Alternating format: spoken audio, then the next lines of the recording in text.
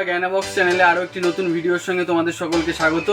বন্ধুরা, এই ভিডিওটিতে আমি দেখেছি 7/2 কিটক্যাট সিরিজের চেনের বক্স। তোমরা এই বক্সটা দেখে নিজেরাও বাড়িতে বসে বক্স বানানো শিখতে পারো।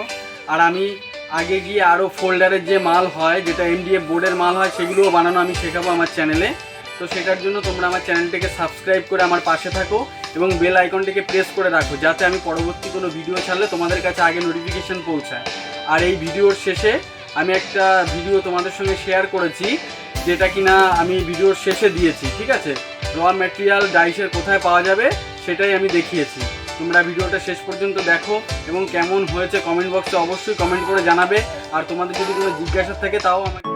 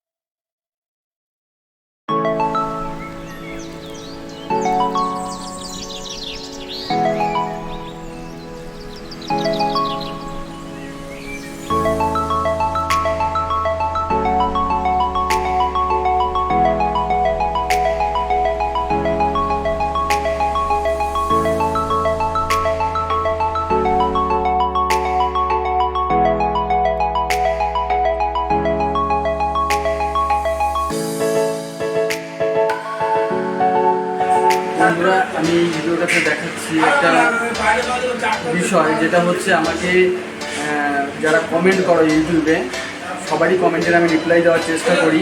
তো সেরকমই একজন আমাকে কমেন্ট করেছিল বিহারের পাটনা থেকে। তো সেই দাদা আজকে সকালে ট্রেনে কলকাতায় এসেছে।